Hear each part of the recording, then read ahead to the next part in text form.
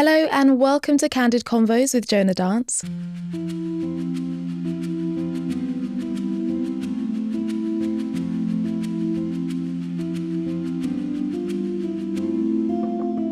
My name is Monique Jonas and I'm the founder of Jona Dance and your host for today's episode.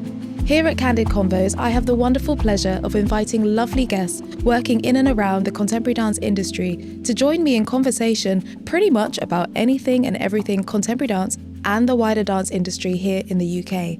And so with that, I am super excited to have the lovely Sam Baxter with me today. How are you? Good. I'm good. Very excited to be here. I'm so happy to have you here. Thank you for taking the time out to join me for a little chinwag. Absolutely. And ready to chat. Oh, love to see it. Love to see it. How are you doing today? How has your day been before you arrived today? Super chill. Had a good morning, worked out, stayed active, and then just kind of chilled until today. Love that. This moment. Love that. So I can see you're like ready for just chilled vibes. Came dressed with the blue. Got the jewelry decked smart out. Smart casual. Yeah. I like a bit of smart casual. I was ready. We make sure we get the angle so we can see the full fit. Yeah, come on. You gotta show the camera. Glad to hear that you're feeling good and feeling fantastic for today. So I would love to start with an introduction about who you are. Like, who is Sam Baxter? It can be dance related. It doesn't have to be dance related, but we just want to know who you are. So who is Sam Baxter to you? I think I am foremost a dancer and a teacher. And I guess I should say at the moment an aspiring actor, or at least trying my best to get into that world. Aspiring actor, is that like something that you've been kind of into more recently? Is that something that you've been developing for a while? Like, why would you describe yourself as an aspiring actor now rather than just an actor and this is what you do? Because you've been in the movies. Exactly. We'll get to it. I think that's the thing, isn't it? That it's like you have to like step into the role, right? You have to. There's a confidence to be like, I am this. Yep. I think even though there's been these amazing jobs and all this, I think I like the process of like getting to a point where I feel comfortable to say like, no, I am. Yeah. And recently, at least with what I'm exploring, I've got room to grow and I've got things to explore and learn. Amazing. And especially within that world, that's a whole world I haven't trained in. Yes. Dance is a performance art and that has given me some great skills, that crossover. Yeah. But there's also a whole world of training out there for acting in general. Absolutely. And I'm in that process now and I love it. Oh, wow. So for now, aspiring, I'd say. Oh, okay. I can understand a little bit more of your process behind being an aspiring actor and why you chose that terminology. So does that look like taking classes now? Are you doing workshops? What does that look like? What is that process of becoming an aspiring actor for you? Definitely classes. I mean, I literally have one booked in like 2 days. Oh, no There's way. like screen workshops. There is self-tapes, a great way to train for like acting self-tapes. Wait, they teach you how to do a self-tape for that? Like, or... Not necessarily like teaching, but let's say I don't want to go back and do like a 6-month course, but I want to keep sharpening my tools. Yeah. If you do a good self-tape and you're the right fit and it's like purely acting and you get good feedback, generally for me, that's a good way to be like, all right, I'm sitting in a place that I'm doing well in. Yes. So feedback from that is always great. Classes are great. Meeting up with friends who are also trying to do the same thing, practicing scenes together, that can also be good as well. Oh my gosh, epic. Like really epic. I love to see that you're multi-talented. Love to see that. But I'd love to bring it back to the world of dance. And I would love if you could just let us know about your journey into dance. Like, where did you start? How did it all begin? And what was your journey through dance in general? Let's just say I was a very hyperactive child. Okay. And my mum, bless her, shout out to the single mums, she smashed it. Yeah. And she just, at the right moment, not too early, not too late, kind of just happened to be like, do you want to try dance? Oh, wow. And I was, had a lot of energy. Okay. And everything kind of all happened at the same time. So I had friends who I'd go do like parkour and flips with and... Oh, okay. This makes sense. I mean, if anyone's seen your Instagram with the parkour thing, it definitely makes sense. All the flips, all those turns. And then dance kind of just slotted in quite nicely to that. I was never super into like conventional boy sports, whatever that means, like football, rugby, never landed. Yeah. And luckily I had a cousin who danced and Mum was wow. like, let's go to the dance school, let's do some ballet tap modern, and then it just stuck and then snowballed. So wait, you had a cousin who did dance and I heard you mention like ballet tap modern. What was the first style that you did, or did you do all of them together kind of starting at one point? Yeah, it would have been that, like all three like Saturday school, one class during the week. Yeah. And then as like completely almost separate to that, which in my head the two worlds weren't connected, I was watching like early street dance videos and like trying moves out and doing little routines with friends. But at the time they were completely separate. And then slowly through like GCSE dance training and CAT scheme, everything kind of started to come together to the point where, maybe when I was like 18, that was probably the first moment where I was like, oh, this could be a thing. Right. Prior to that, it was just a hobby. So what was it at 18 that made you think that like this could be a thing? Was it something specific or was it something that kind of just happened, you know? It was definitely specific. I actually wanted to be an artist. I wanted to be a photographer. My mum's an artist. Wow. I did art photography all the way through my like GCSEs and A levels. Really wanted to do that. I had a beautifully honest conversation with a teacher once that was like, Sam, you're an okay photographer. Oh no. But you're a great dancer, so maybe consider that. My dance teacher at the time was like, definitely do this. Wow. So I listened to some friends and some good mentors, and they were like, do that. Oh, wow. Okay, cool. I guess it's good because your teacher gave you some gentle encouragement to like switch lanes and kind of pursue the thing that they could see clearly you're like really talented in. Yeah. Do you keep up with any photography now? Like, do you still keep it going? To be honest, with what we're going to talk about, the two go hand in hand, like social media photography, all that training was super useful. Yeah. And I think any artist will never be a one-trick pony. Everybody has the little bits, and you can always use those skills to like push whatever you're doing. And for sure, the photography I still love, and videography as well. That's so good. I mean, to be able to do all of those styles at once, I wonder, like, did you have a preferred style, or did you have a style that you think you sat a little bit more naturally in whilst doing the ballet, the modern, the tap, the jazz, like all of those things? Because I think for me, I mean, I was just like hopping and skipping all over the place, kind of just like, you know, just enjoying a bit of tap, enjoying a bit of modern. I loved a bit of jazz when I was doing that. Me too, really. I was just hungry for like anything. So it was like any movement. I didn't have a huge community around me. Yeah. So there wasn't like a natural course to go. The most natural course was like contemporary dance and CAT scheme. That was like the most formal training, let's say. Yeah. So that was just the route I went. But alongside that, it was always just whatever kind of caught my attention. Which CAT scheme were you a part of? I did Northern School, Were Northern you? CAT scheme, Oh my God, is that still going, the Northern one? It is, yeah, still going. You know, I was just so gutted that I didn't know about the CAT scheme programs when I was younger. Like, I didn't really like hear about them properly until I was 18. I think I was in close proximity with them. Like, I'd seen them in some of the youth dance kind of competitions and stuff like that, but I just didn't know how to access them. And then by that time, I was already at Rambert School in higher education, and I'd basically just missed the age limit because I was 18 and most of them are like pre-18 years old. So it's a shame, but like I love to hear that you were able to access the CAT program. I got really, really lucky. Yeah, for sure. And it can really happen like that as well. It just depends on the outreach. Some of them have really great outreach programs. Luckily, the CAT scheme at the time did. They managed to come to my school. I wouldn't have heard of it if it hadn't been for that moment. It just would have been like... Did you actually get to do any workshops when they came in, or did they come in kind of like in like lecture form, you know? And did they just talk about that, or like did you get up and do some dancing and get to like experience it yourself? They brought like students in. So at the time I did like a workshop with the foundation group at the time. So they would do like a little tour of their like Graham piece. And then afterwards we'd do like a little bit of choreo with them. And then it was like, come join the CAT scheme. Oh my gosh, no way. Were you like contracting for your life when you're doing the Graham piece, just like trying to find the deepest contraction you can find? I was trying something. At that time, I don't know what it was, but I was trying my best. You got the essence of it. You tried. I tried, yeah. After you went on the CAT program, after the wonderfully gentle and guiding conversation that encouraged you to switch lanes into dance, what was your journey from then on? Where did you go after that? So then it was, formal training. Started with a foundation. I think after CAT, again, more great mentors telling me I wasn't quite ready for the degree. But did a foundation year, which was great. Went on to the degree at Northern as well. So stayed all the way for 4 years. Big up Northern. Love that school.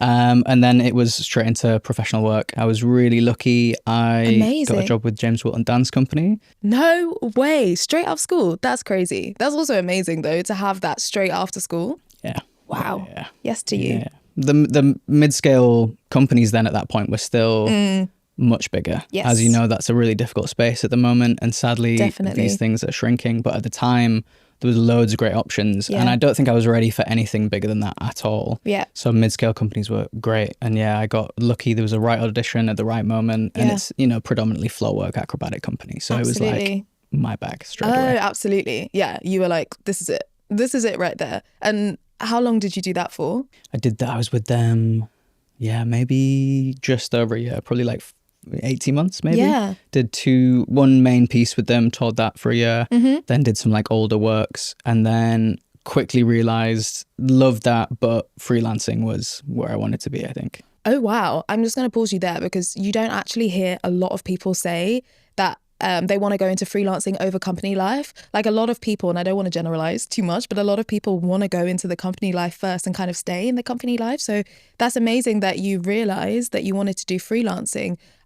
What was it about freelancing that kind of, that took your attention over company life, or kind of not instead of, but like, that just draw your attention in that way? For me, it was, I think probably I'm a little bit neurodivergent. So the ADHD probably kicked in a little bit. Right. I love trying new things. And I think if I'm in any one thing for too long, I get the itchy feet, and my brain is always just trying to find new things to interest me. And freelance just felt like that. It opened up different styles. It opened up different types of work. It wasn't just stage. It was then, being introduced like castings and music videos and all this. Yeah. And that was like, okay, that's what I want to do. I love the busyness. I love the freedom. Epic. So, kind of like naturally led you to sort of diversify what it is that you do, which I love and stand 10 toes down on. So I think that's really, really good for the longevity of someone's career to be able to kind of do multiple different things. Do you know what I mean? But I have to ask, like, tell me about the music video live. Like, how was your first music video? What was the first one I did? It was probably terrible. I remember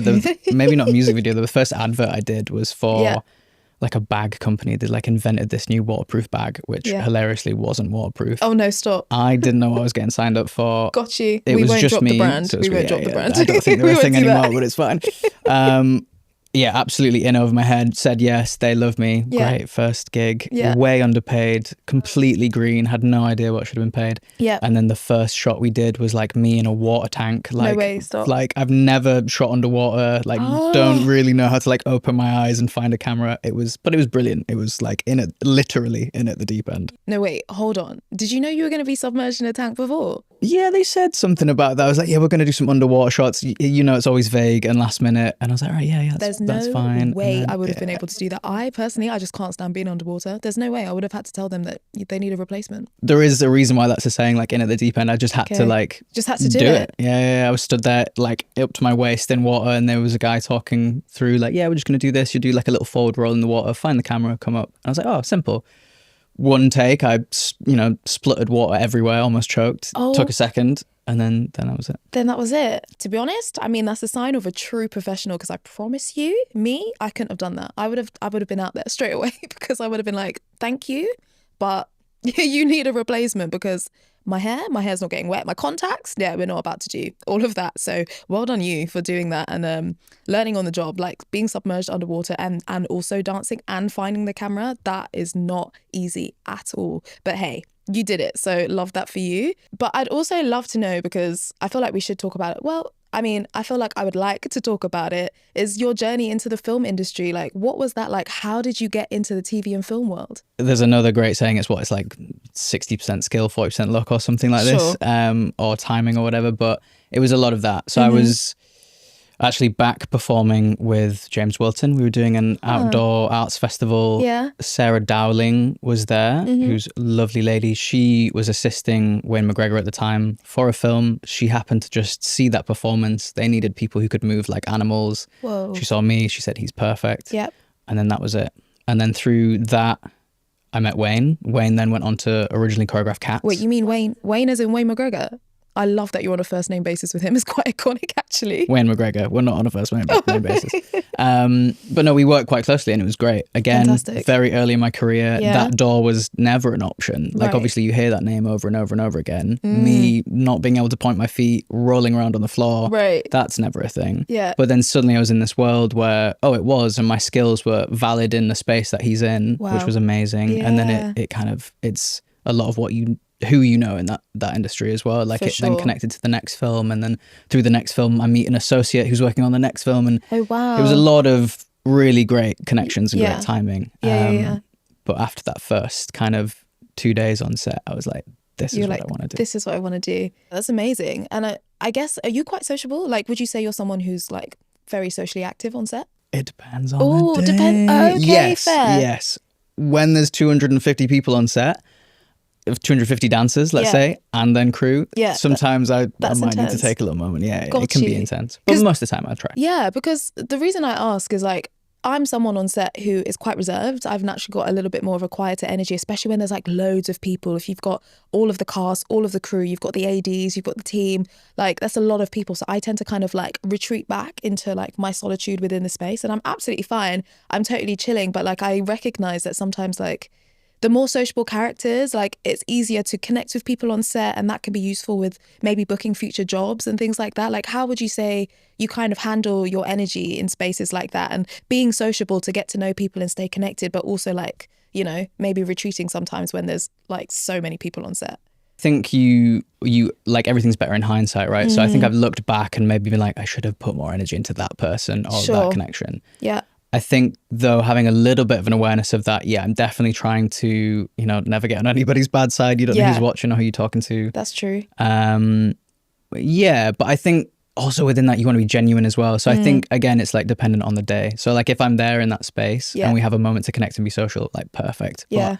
But I would then really struggle to like force it on a day where, you know, I'm feeling like you and I just want to have my little moment on set. On a day-to-day basis, depending on like your energy levels and stuff, like you present yourself differently on set. Like sometimes you're a bit more bubbly, a little bit more social, a little bit more reserved. And I have this thing where like if I'm not smiling, people tend to be like, are you okay? Like, is something wrong? And I'm like, no, to be honest, I'm just chilling. And I just wonder like how best to like navigate that, essentially, if you're someone who seems a bit more serious when you're chilling and just relaxing completely and nothing's wrong with you, you're just, you know, not the most energized person in the room, versus, you know, some of the bigger personalities. Like, do you think that impacts the way you're perceived on set, or even like how the choreographer interacts with you? I don't know, maybe that's thinking about it a little bit too deeply, but just, you know, something to bring out, because we all carry ourselves differently, so it's kind of good to highlight that. For sure. And I mean, we're in a really performative industry, and the expectation is for us to be that all the time. Exactly. And naturally we're not. Yeah. So I think also it depends like who you want to work with. Some choreographers need those huge characters because they bounce off of that. True. And some won't pay attention to those people, and some will be keeping an eye on the people who are maybe a little bit more quiet, but they're nailing it every take. Or then, you know, the choreography looks amazing on them.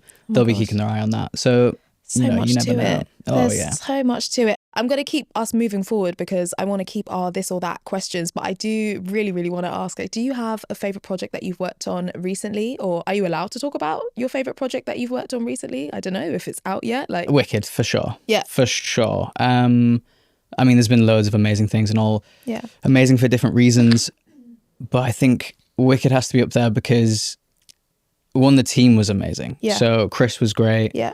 John Chu, director, unbelievable. Of course, amazing artists in the film as well. Cynthia, Ari, like Jonathan Bailey, all that. I just can't with the first name and the basis. I love it. No, It's good. I'm like, oh, you connected. Love to see it. No, I'm just playing. No. I'm just playing with you. I wish. No, but also that's how it is. Like one of the associates got very, very chummy with Ari, and then that led to like him choreographing 2 music videos. Wow. Obviously he's also an amazing choreographer, but yes, you can see where those connections can just happen in that moment. 100%. But that, because I've never worked on a project, and you always get this speech from someone, whether it's stage or film or whatever. You'll get whoever's the most important person, they'll come in and be like, it's about you guys, and you know, everyone's gonna have their moment and we're all in this together.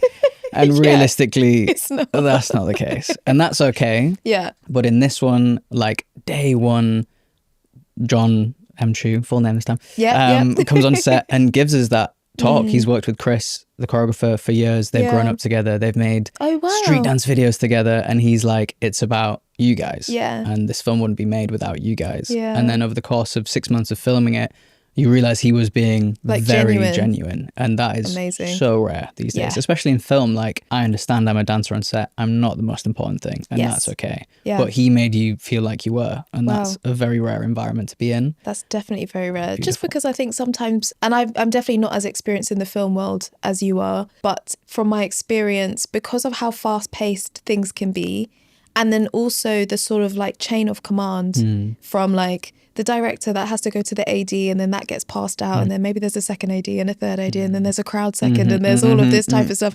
So it's like you can't always directly go here and everyone's got an earpiece in. I say everyone who's not filming, receiving instructions, they're getting questions from. So there's just a lot happening. Yeah. You know, when you're on set, and sometimes it's a bit like everything's happening and nothing's happening at the same time. And you got to be ready because something might not be happening, but it's happening in 3 seconds. Yeah, exactly. You got to be like ready on the go to just like film. So how do you navigate that and like keep your joy for dance on set? Because you also recently just did it wasn't recent, you did the Snow White one a few years back, but it's just coming out.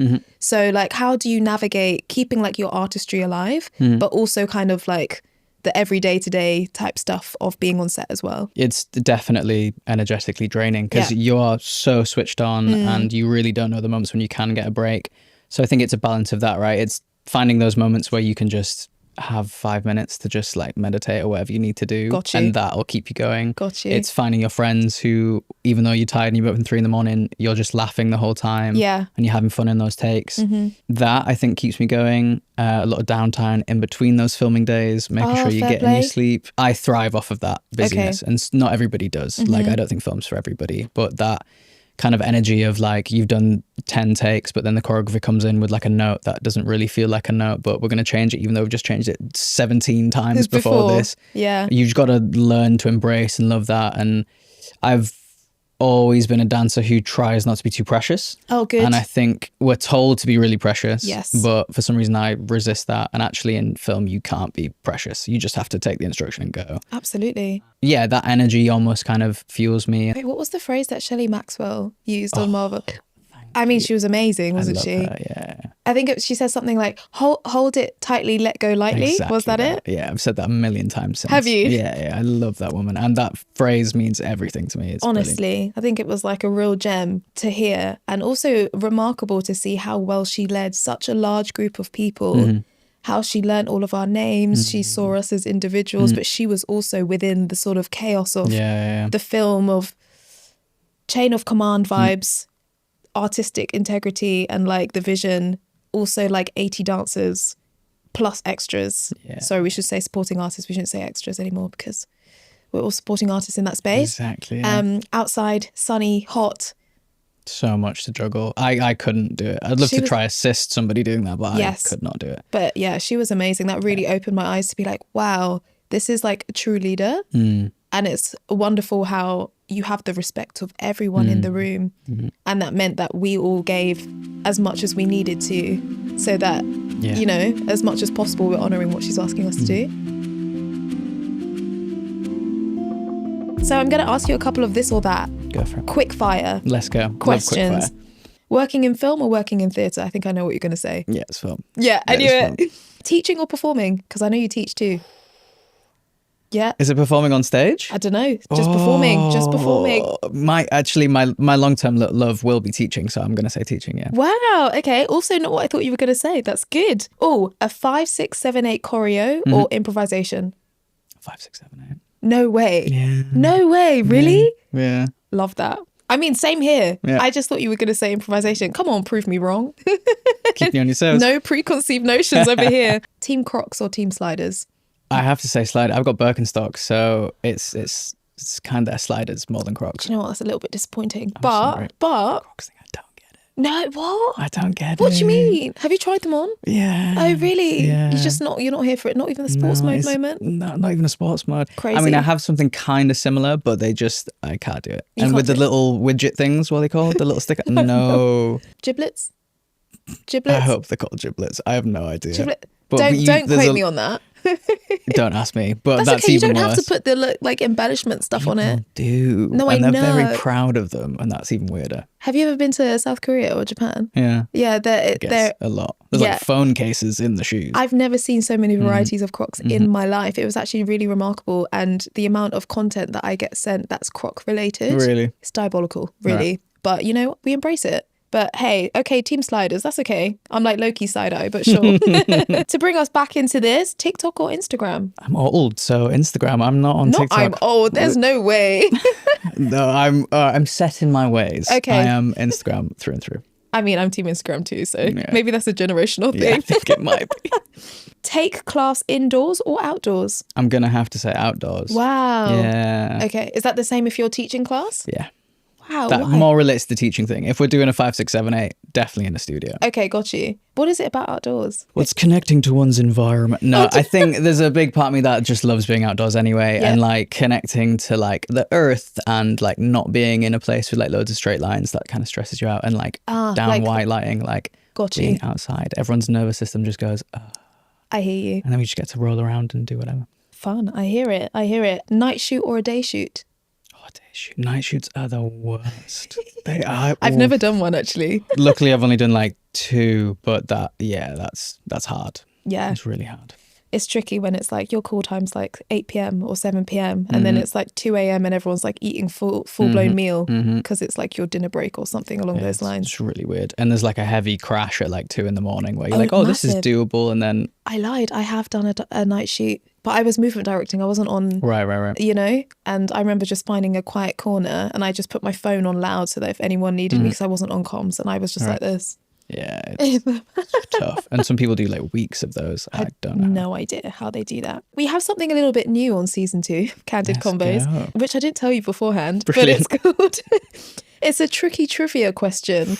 Yes. Just to bring in a little bit of the contemporary dance world before 2025 and establishments and or organizations that were like crucial to like building a scene here in the UK. I hope I get these right, but I No, might there's not. only one. There's Okay. only one. Don't worry. Okay, I'm Maybe I ready. should get some more. I don't know. Yeah. But I've kind of done it location specific. So hopefully this helps for you. I don't know. The question is, when was Phoenix Dance Theatre founded and in which city? You should know that. You will know the which city. The which city is obviously Leeds. Yes. I tried to keep it connected. My partner danced for them like for a decade. I should know this. I don't. Or maybe Wait, like rough. It's so connected to Northern as well. I'm going to give you the photos were black and white, so it's like 80s. Ooh, 80s. yeah. So like I want to say late 80s, early 82, 83. You're close. I'll give it to you. Do you know what? This is actually really well done. Power of This deduction is there. really well done. It was, according to Google, 1981. I just have to put that in there, even though that's the date that I have, but it's according to Google, in Chapeltown, Leeds. Yes. And I just think we see the company today, and it's kind of good to know how long it's been there, especially as an organisation that's operating outside of London, and to be mindful of what those wonderful dancers are doing up there and also its history. So I'm just slowly introducing bits of Love that so that, you know, we remember how the industry got to where it is today. For sure. And that company stands for like a beautiful message, like how it was birthed, the people who helped found it, what it did at the time, the dancers it was employing. Oh, yeah, brilliant. Absolutely. But you see, I kept it in Leeds.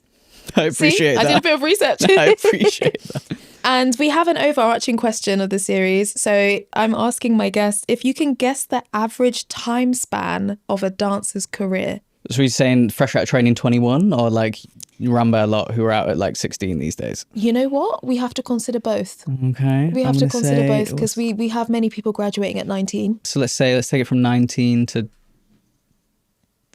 35, which would be 16 years? Yes. No, is that 16 years? Yeah, I'll say approximately that. 16. If the maths is incorrect, don't come for us, you know? 16 years performing, and then let's be nice and say another 10 in a easier role. So 20, 26. Like, let's say you're a performer and then you go into like assisting or choreographing or... Got you. So transitioning off stage, but like still working in the arts. Yeah. Okay, so that puts you at what, 26? 26, yeah. 26 years? Oh, amazing.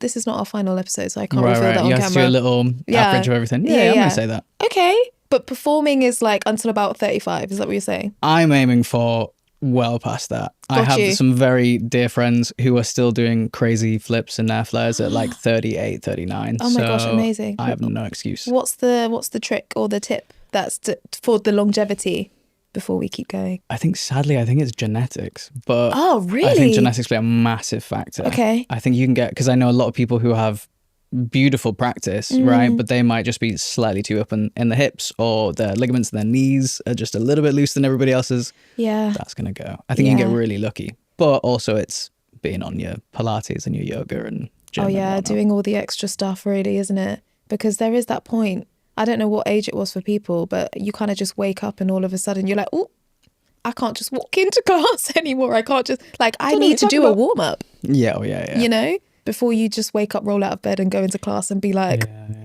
do whatever it is that you needed to do. But yeah, I was having that conversation with people recently and they were just like, I just woke up one day. Yeah, it really all hits of a you. sudden you're like, oh, okay, I need to ease myself into that movement stuff.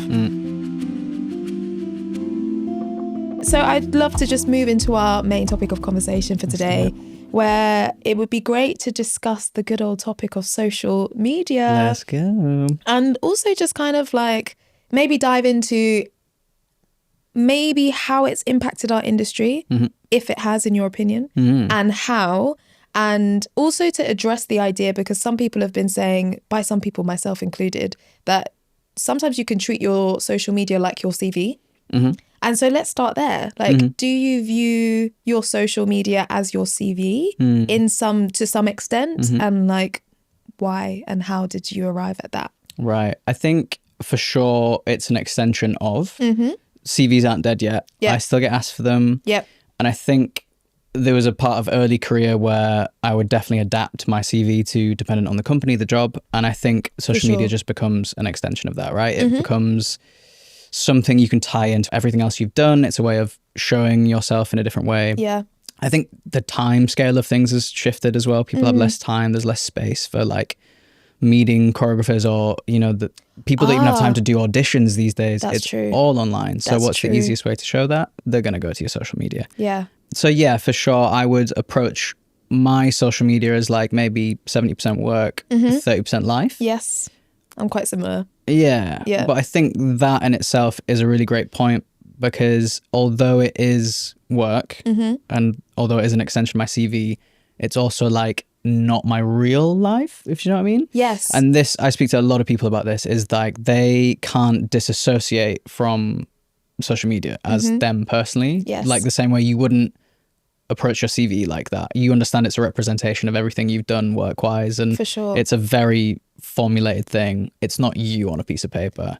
And it's, for me anyway, it's the same for social media. That is like, you know, predominantly work Sam. And there is a whole other Sam that has a personal life outside of that. And I think that's really important to bring up so early on in this conversation, actually, as well. So well done for you. That's great. Just because we can sometimes get really caught up in our feed and what this looks like and being really tuned in with who's interacting, like, I need to post this, I haven't posted, and all of this stuff. And to remember that like our life is offline, our real life is offline. And as you said, we're just sharing a representation and or extension of our kind of work 70%, personal 30%, life online in that way. And that there's a lot of things, like I don't share as much of my personal stuff online anymore, but that's partly because I teach a lot of under 18s. Right.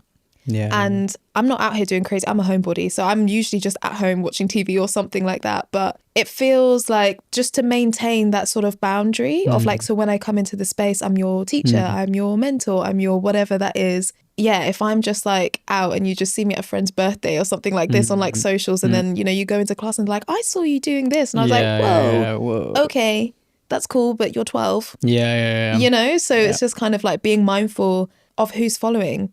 And I don't have a particularly like large following, but I am mindful of the younger people who are going to see everything. Who are following in that sense. So how would you say your social media account has impacted your career, if at all? Oh, for sure. Like hugely impacted it. I think early on it was something I was very aware of. Like even in training, I mean, that's not that long ago, but it wasn't as big as it is now, let's say, particularly within our industry as well. But even at that point, a part of me was like, this is going to be really important. And I remember being early on a very advocate for that. So I just kept trying with that for as long as possible. I mean, like, let's put it this way. The biggest job I've done is, like, as you've already mentioned, is this Snow White film. That's like a credit. That's a movie. That's huge. That's like a career highlight. Absolutely. The person who approached me about that film, which then went on to represent me and is now my agent, approached me through my social media. No way. Did you get a DM? I got a DM. No way. Yeah. Okay, talk me through this process. From DM to screen. From DM to screen. That's a whole biopic right there. I hope not. It's a whole, like... But literally that, he's an agent. He has a friend who's choreographing the movie. He's looking for a very specific role. And specific skills. There's not always time to audition a million people. The audition actually for the role I got was maybe a few groups of like it was quite close, 50 people. Oh, wow. So as much as you can, if you're a savvy agent, you're going to find that person who you think is right for that role. He's obviously just found me through social media or maybe through a friend who suggested me. I don't quite know. And then it was literally, hey, I think you'd be great for this. Do you want me to put you forward? Whoa. And then that's it. And that was it. And that was it, yeah. And then you got submitted, and then you got cast, and now you've got big credits.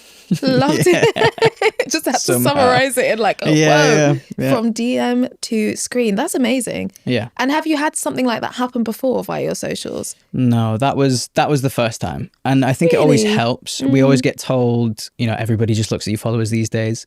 Yes, to an extent. I don't think that's as big a thing as everybody thinks. Yes, I They're agree. less looking at your followers than they are looking at how you formatted your, like what you actually see on there. Right. I think you can have a couple of hundred, you can have 1,000 or so, which most dancers will have 1,000 followers. Like the industry is about that size anyway. Yeah. If you formulate your Instagram well, that's what they're looking at. Okay, I have to ask you, sorry to cut you off there. No, how do you formulate your page to make it attractive to a casting agent, to a choreographer, to a movement director? Like, what would you say is like key in that? I didn't know anything about this. The only thing I did know is people were doing it better than I was. Sure. And I think this is the trick, just to single out the contemporary industry, this is the trick they're missing. And I think there's this whole other type of dancer who goes through the more commercial schools, who will literally get taught how to do this, and they will have these sessions to get photos, and they will be told about castings and about self-tapes.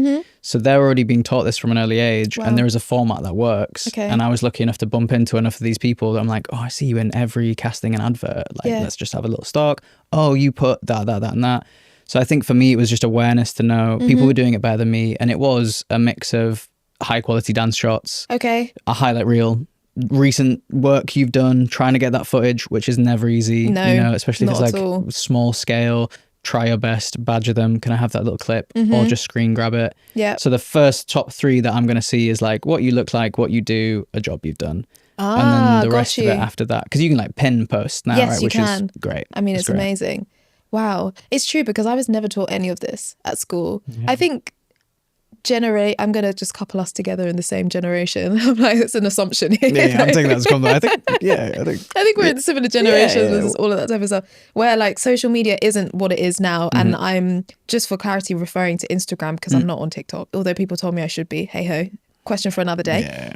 Instagram was just, you had a nice meal and you posted your meal and like you were with your friends. It wasn't, there's improvisation videos and, you know, this idea of like posting recent work, but you kind of do learn as you go through it to kind of document those things and pin the things that feel like you want to represent you first, you know, so that if someone who has like 3 minutes to look at your profile, like what do you want them to see? Because I have had a couple of different casting agents, because I'm not agency repped at all, but you just get the DM, hey, we'd like to submit you for this. Would you be interested? What's your email? And then it kind of moves forward from that. So you said pinning recent work, maybe a clear image of yourself. Like, would you say that? Like, maybe let's say your profile picture is that already. Okay. So let's say you've got a good picture of your face already on your profile picture, and then some form of shot always works. That also helps for like algorithms anyway, is to like vary.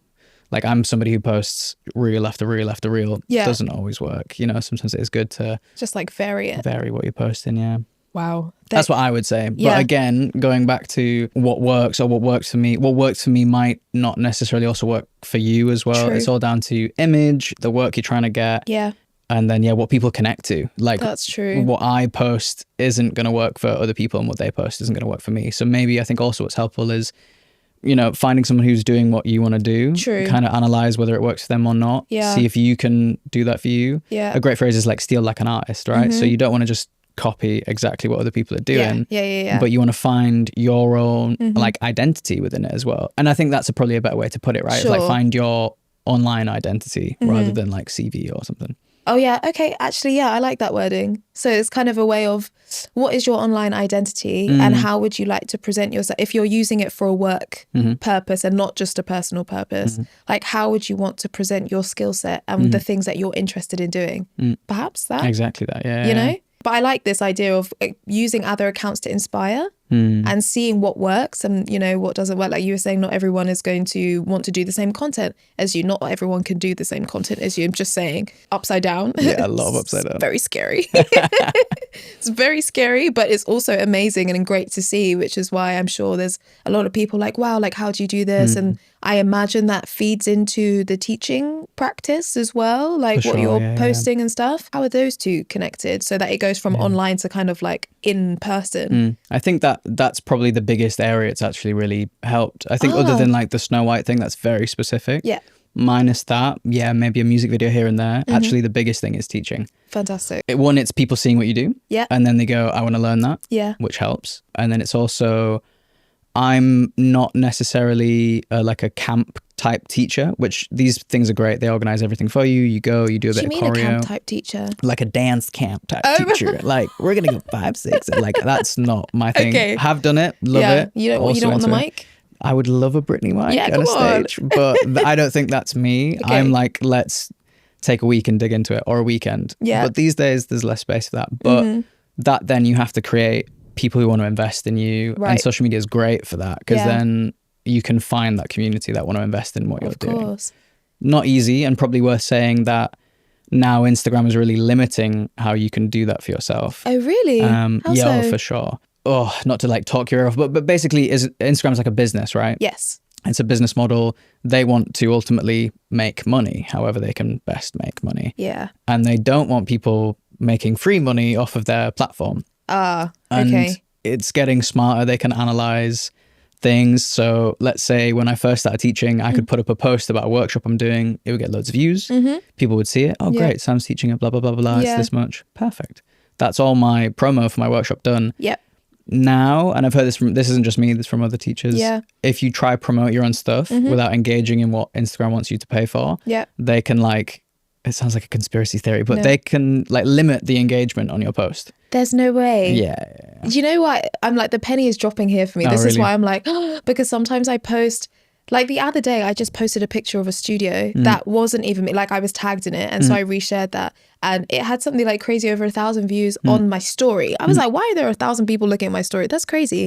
And then I might share something about Jona Dance and it's got like 50. And I just was like, oh, the algorithm's being bad vibes. But I didn't realize that it might not be specifically like, oh, every time you're promoting something that's your own thing, that it's limiting. But I guess if they're approaching it from a business standpoint, I hadn't thought about that. Okay, then my brain's like, I know, but there is ways around it. Never pay to, a friend taught me this, so this isn't just me, but never pay to boost a post. Oh, why? But apparently they said it's something to do with, as soon as you pay for one boosted post, the algorithms learn, oh, they're willing to pay for a boosted post. They'll keep doing that. Let's limit that. Anyway, the best thing is apparently targeted ads, which is a specific aspect of finding your audience, finding your product. What is your product? Oh, it's a workshop, it's a podcast, and then finding people who are going to invest in that. You still have to pay, but then it is going to go to those people who want to listen to a podcast. Got you.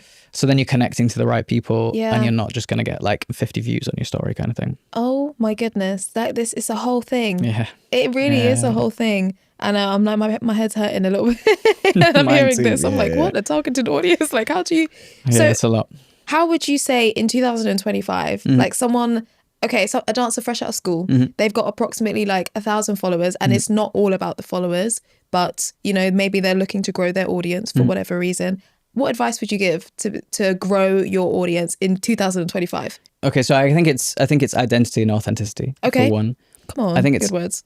I am also in a position where I also don't know, because this is the thing. What worked for me worked probably during lockdown. Yeah, like that was when my profile saw the biggest growth. Oh, amazing. That was when I like went viral or whatever. Oh, come on. And that was probably because everyone was glued to their screens. They wanted really short, snappy, interesting things to see. They see some kid flipping across their screen. Yeah, great. It worked. I gained the following I've got now. The rules have now completely changed. Got you. So it's about learning what that is for you. If you want to invest in it, which you have to. There's no like easy way around it. It takes time. You have to learn what target engagement is, what your identity is. You have to invest in that sense, but ultimately it's worth it. So it's finding how you connect to it, finding your identity. I worked with a great graduate recently who is just collaborating with people across the whole dance scene, recent-ish graduate. Yeah. They didn't know how to network, decided to use social media. They just film duets with people. He's pumped out like 100 videos. I know exactly who you're talking about. Yeah, he's great. Yeah, Jan, fantastic. I think. Yeah. So but that's him doing it. He's finding his own way. Other people maybe might do something similar, but not really. It's his version of it. And then he's doing it. He keeps posting it. It's working for him. His following is slowly growing. He enjoys it. Fantastic. Brilliant. How important is consistency Massive within that in terms of like posting? And like, does that look like posting every day? Can do, yeah. Oh, really? Which is, and this is the other side of things, you know, what is worth it for you and what level of investment do you want to put into it? I remember telling my friend this a long time ago. He has like twice as many followers as me. Yeah. He was like, oh, Sam, you're really good at this, blah, blah, blah. What do I do? And back then it was really simple. It was like post every day and don't stop doing that until your following grows. And he did that. I think at the time I was on like 2,000 followers. He was on the same. Within 2, 3, 4 months, he had like 20K. Within a year, he had 50K. Within, you know, now this is quite a few years later, he's almost at 100K. And it was consistency. Right. But that is soul destroying. Yes. Yeah. Yeah. So it is what level of investment you want. This is the thing that I feel like I fight with because I'm like, I don't want to post every day. And I don't want to just create for the sake of posting, which I guess to an extent you kind of have to do or pre-prepare what it is that you're, because you could just record in one studio session and have multiple different clips that you can use. How do you feel about recycling content? As in like all the stuff you've done? Yeah. I'm getting there right now. So I'm looking at old videos like, wow, that was quite good. I might have to just like reshare. Whatever works. It's always good to have a little reminder. And most of the time, nobody's really gonna know. No one's gonna really care either. That's true. If it's always worth a little, what was it called, like Throwback Thursday or something? Not again. The Throwback Thursday. You're just gonna stop saying things like that. No. But it's a thing for a reason. Like, it's always good to like reminisce on what was good, and then even that relates to somebody who's watching that, and then they remember whatever that thing was, and it's like, oh, let me just drop them a message. Oh my gosh, yeah. Recycle away, because I feel like maybe, and this is me not speaking from experience, because like I said, I'm not experienced on TikTok at all, but I feel like you can get away with the recycled content way more on TikTok than on Instagram. I mean, if you want to get into it, there are whole accounts that will just post the exact same video. No way. Like the same video over and over and over again until it goes viral. Like that's a whole theme of some people's pages. People are doing that? Yeah. But it works. You'll see... In the dance world too? Not in the dance world. Okay. But like in general social media world, like it is just an algorithm thing. Wow. And you can just keep doing... If you really wanted to just post the same improv over and over again until it gets viral, then maybe that'd work. Oh. I wouldn't advise doing that, but... Yeah, that's really bizarre to me. But also, like, if it's working for you, then fair play to you. Yeah. What would you say is essential to have? Essential, quote unquote, it's going to be different. On your profile, let's keep on Instagram because this is the one we're both most familiar with. For someone who's graduating and looking to make a strong online impression so that they can be considered for different jobs when, you know, they might not have their community in the industry for the kind of recommendation stuff that happens elsewhere. I think for that goes against what we've just said. That's for sure quality over quantity. Got you. So that's like understanding what good quality is, which again is great to like look at other people who've maybe been in the industry longer. Yeah. Finding those little bits of quality, whether it's quality footage, investing in people to film for you. Like I was stubborn. I did it all myself and it took me a while. Yeah, exactly. Which can work if you're like willing to learn.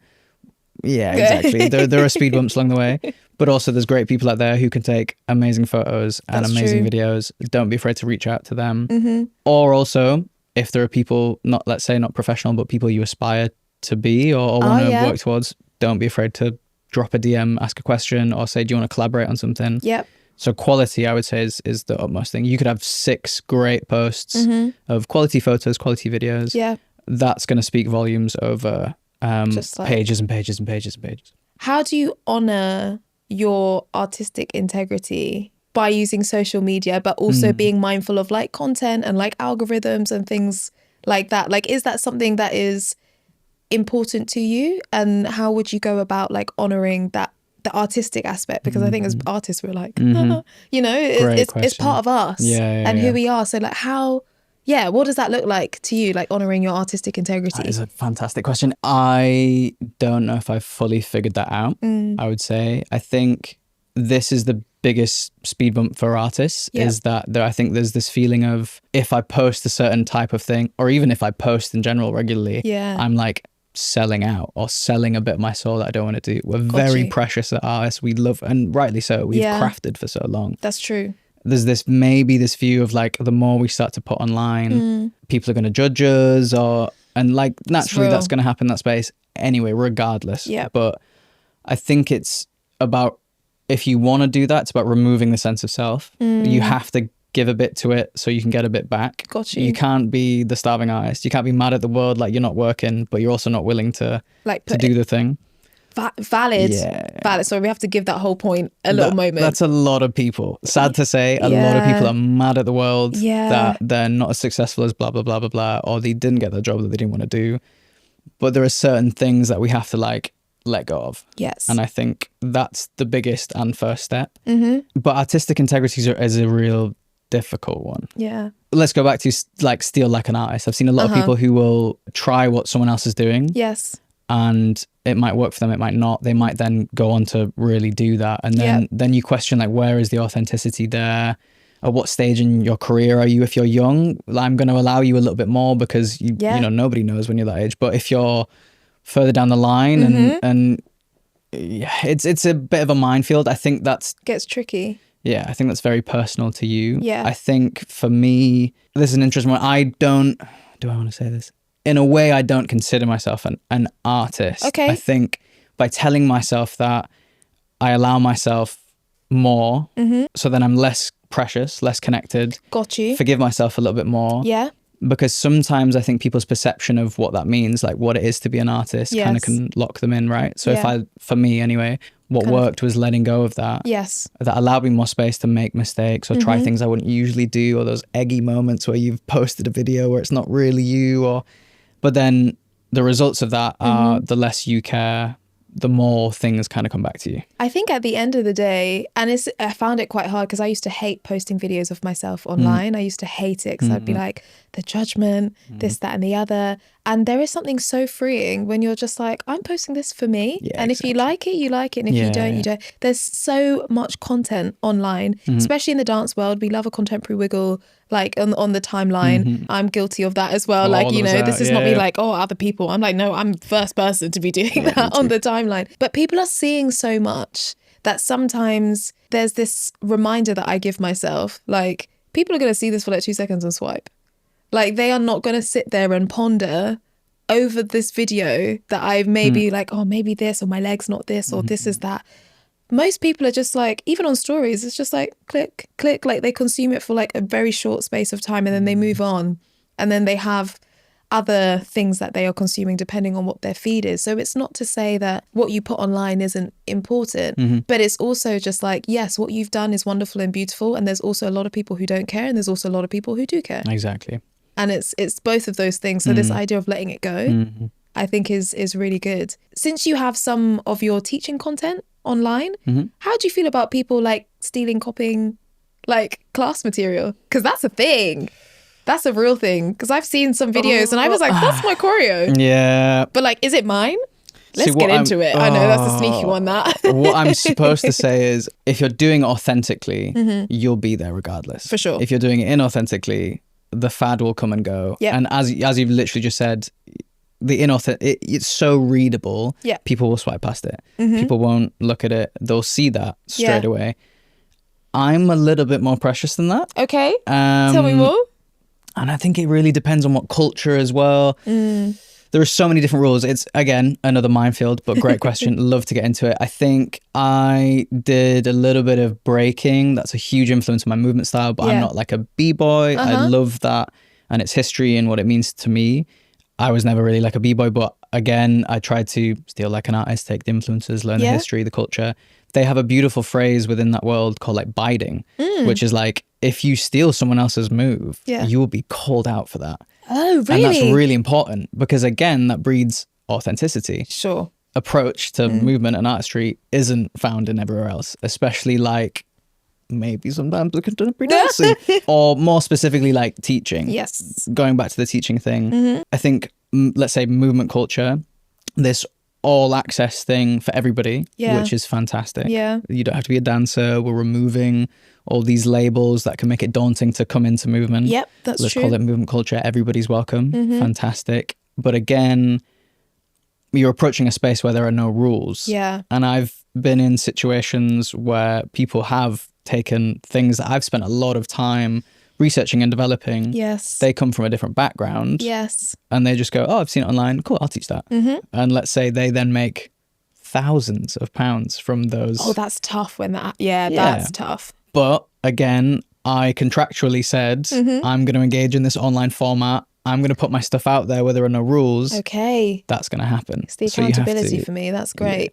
Yeah, I guess it's a double-edged sword to an extent. And I also experienced this feeling of feeling quite precious about my class material. For sure. Because I'm scrolling and I was like, that's my exercise.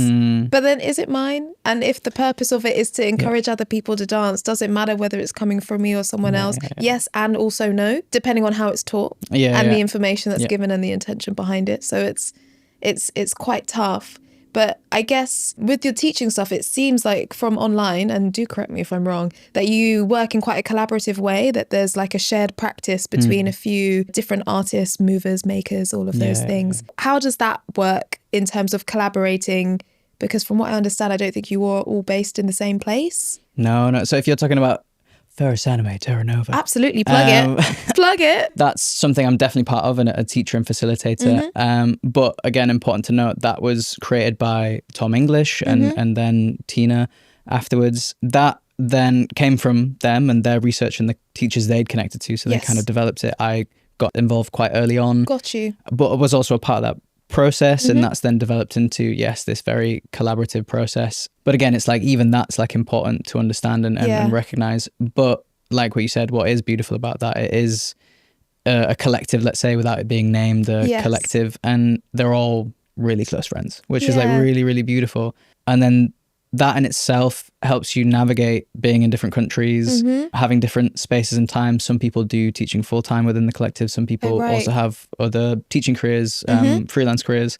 But there's this general sharing of the load, let's say, to teach what the like ethos of this thing is, which relates back to like why I'd say be outdoors, because that's like a strong ethos of what it is. It's about, let's remove dance and movement. It's about just like connecting to your body and connecting to like the world around you. And it comes from this shared love of everyone has experienced that. Like I experienced that as a fresh graduate through Tom and him teaching that, and just went, oh, this is what I want to do. Yeah. And everyone else, I think, in their own little way. And so then if there's any like sort of content being created around that, do you bring in someone like external, or are you all just kind of like, sometimes it's like, and someone who knows the phrase can kind of like follow and add like the camera as an additional mover, so to speak. Like, what does that look like? Since you are working in a collaborative way, do you kind of take turns to like film this type of stuff? Do you bring in an external person? Like, so it's a big mix of like all aspects really. Early on, I, again, with my passion for like social media at the time, was like, we should be doing this. Tom was actually the person who said, introduced me to this phrase, like, if you're doing it authentically, you will keep going. Yes. And the fads will come and go. So Tom, as a person, was very resistant to social media. Got you. He had, he doesn't mind me sharing this, he had experiences early on with maybe, let's say, the negative sides of what social media can do. Yeah. And then there becomes resistances there. I didn't have those same experiences. So young, hungry Sam was like, we need to get everything on Instagram. Yep. But ultimately, Tom was right. Like, take your time, and we took our time, and I helped and I filmed, and we have like hours of content, and slowly we developed a style. Tom developed a style.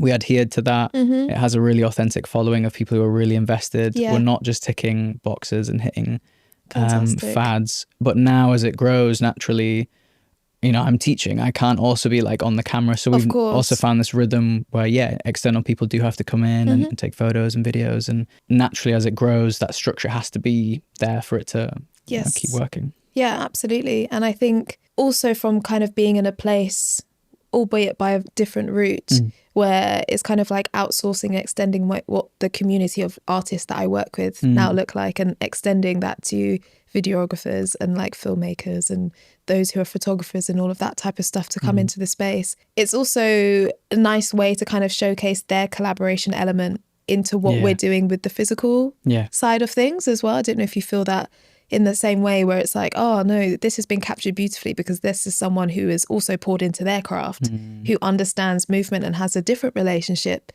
to movement in order to facilitate just that online platform. And that's one of the positives for sure. I think about like social media, of it kind of being like an online sort of gallery type space for all the collaborators involved, but can also then just be like a bedroom wiggle and can also like facilitate for sure, all the space, colours. Yeah, for sure. And so now with an established following in multiple different spaces, I hope it's okay to say that, what's one thing that you wish you learnt sooner about social media and like how it affected or impacted your career? I think it's not even about like, this was something I think I was very aware of, but it will happen.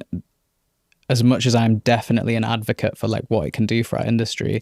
Little side note, I was choreographing and teaching at this school. I was kind of up north. I was choreographing a little small piece for like a school show. Nice. It was kind of for a friend, but it was this like beautiful multicultural show with a lot of people from all over the world. But there was a lot of like K-pop routines. And it was all these kids who had seen so much online that they'd then just been inspired by non-dancers. And then they came in and choreographed and did this for this talent show. And like, those are the moments where like, it's beautiful to see what social media can do as a positive. But I think there are definite kind of negatives to it. There are negatives to social media. Like that's kind of like any examples that come to mind that you're happy sharing? It's very addictive. For one, it's literally made to be addictive. That's true. That's an issue, like screen time. As those things increase, it naturally goes into this realm of like security, comparisons, overanalyzing data. Overanalyzing, likes, views, follows, sharing, posts that do well, posts that don't do well, keeping up the posts. Oh, I've said I was going to do 3 a week, I've only done... And it can very quickly spiral into something that isn't serving you. So I think what I would tell a past self is being really strict on allowing it to serve the purpose and not allowing it to control you. There was a definite tipping point for me where I was like chasing it. You never want to be chasing it. No. Because then one, it's inauthentic, and two, you're serving the thing, it's not serving you. Gosh, that's a whole bar right there. Might have to edit that in a little soundbite and just be like, you know, like you don't serve the thing, let the thing serve you. I think that's an important thing to remind ourselves within the grand scheme of also like ambition within our industry, ambition of the goals that we have and how social media can allow us to get there, to know that I'm a firm believer in what's for you is for you in that sense. And like sometimes that's arriving there at a slower pace to the person who's next to you or whatever, and sometimes that's maybe arriving quicker for a season, and that can vary. So I guess it's reminding ourselves that social media is also that in a similar way. And it's a great thing to remember of like, don't serve it, let it serve you, you know? Yeah, for sure.